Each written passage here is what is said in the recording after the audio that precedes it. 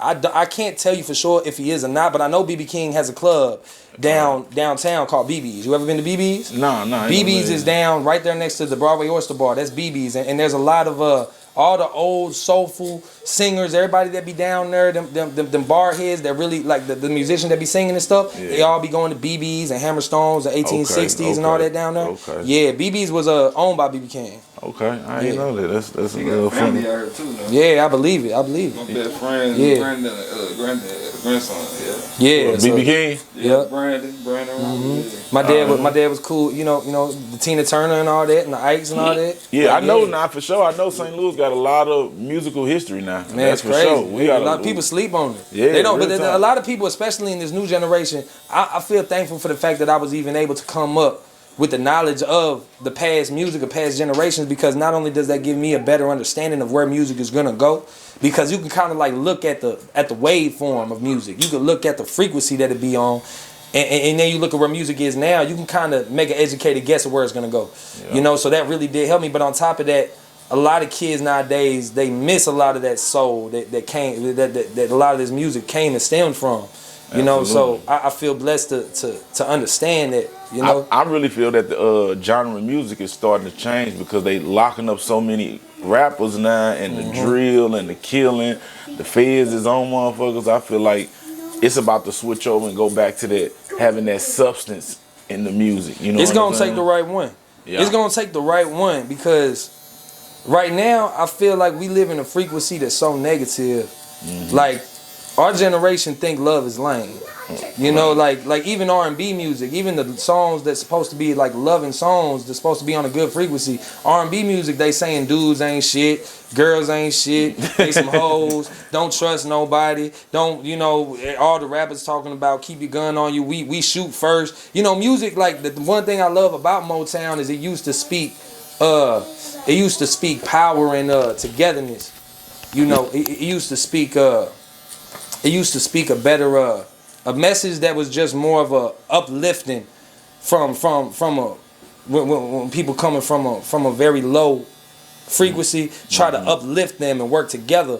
But I feel like somewhere in time the message turned to being more like, well, fuck it. Y'all want us to be evil, we evil then. You know what I'm saying? And the thing is that evilness is kind of like, it's addicting. When you live good your whole life, imagine before you had your first heartbreak. Before you had your first heartbreak, you really loved and I really want to love. Then after that first one and you hit that first feeling, you really got wide open. Like fuck these hoes. It was like, hey, I'm outside there. Yeah. So I think that on a bigger scale, humanity is on a level of that. Yeah. And I feel like it's gonna take somebody to come and show people that love can still be cool. We don't gotta be lame to love. Nah, love is so fucking cool. It is. That is cool. I was just talking to my homie. We watching like a lot of 90s movies, and we was like, the 90s was one of the dopest things. I think the 90s was right around that pivotal moment when love was still cool. That R&B 90s it was still cool. It was still cool. Yes. Once 2000 came around, it was still there, but then once the internet came out and everybody just started, being more about clout and more about, it was less about the art and it was more about just making an image. Just seeing it. Yeah, just being something that was what's the word I'm looking for? It was surprising.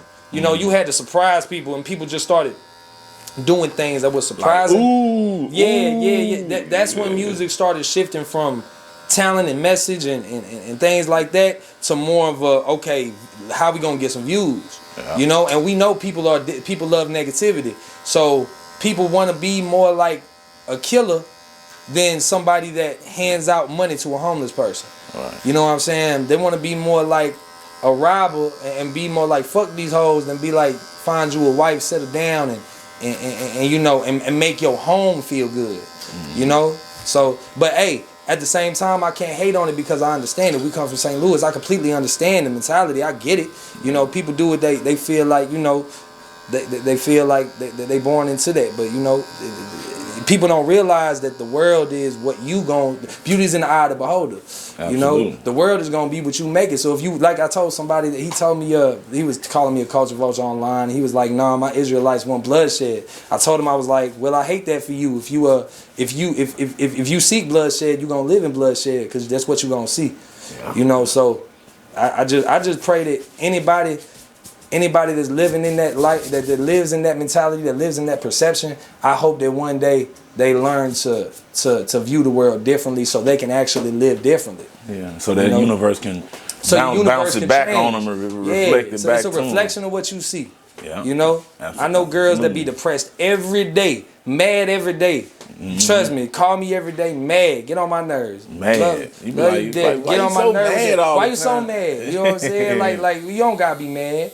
You can be cool, you know what I'm saying? Just there's always a way to be optimistic. Right. What you think about us calling ourselves the king of high speed, man? I've been hearing a lot of, I've been seeing it, you know what I'm saying? You mean like Huncho and all the little young rappers saying I feel like to us, absolutely we're gonna be the king of high speed. And I feel like it's a shame that the artists here haven't been marketed correctly to stamp it. Right. We call it like you can't. My thing, I see a lot of people get mad, you know, and you can't just say it and you didn't stamp it and get it put out there so people could recognize as you being the founder. Yeah, exactly. Let me be very clear. I'm obviously not a high speed artist. I don't want anybody to think, you know, oh, he don't got no right to speak on something that he don't even do. Let me just clarify that first. But what I will say is that as a business and as you market something, let's say, you know what I'm saying, I'm sure that somebody had fries that tasted just like McDonald's before McDonald's, but McDonald's branded itself correctly to where the whole nation says that's McDonald's fries.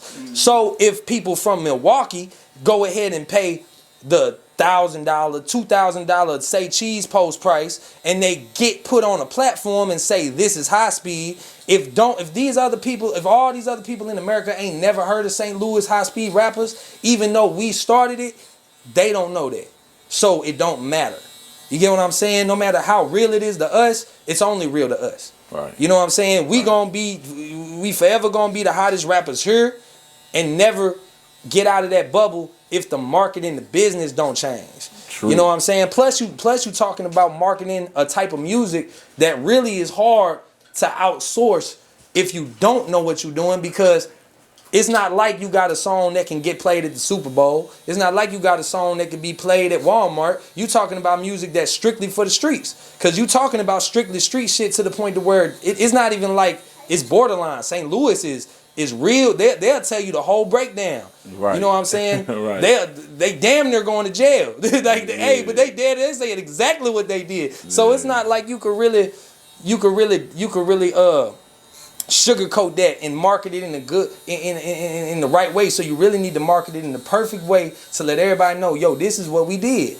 You know, and once we put that business first, say fuck buying them straps, go buy say cheese post. Fuck buying that motherfucking Louis bag, go buy a damn trademark. Go jump on somebody's show that's gonna bring more plays to you. So then they be like, damn, this dude popping like a motherfucker, and he say he high speed music, and he from St. Louis. It has to make sense. You can't get mad that the rest of the nation don't know, but then nobody put it on the platform yet. Yep. Not to mention the gatekeepers that are so greedy when they do get a hold of these St. Louis artists that work in St. Louis. Instead of putting them in the right position, they so worried about getting 80% of that artist on the contract that by the time they actually can blow up, somebody else already did. You know what I'm saying? Like, yeah, they don't know the St. Louis made high speed. Ain't nobody been put out yet. Yeah, nobody put out yet. Like, yeah, okay.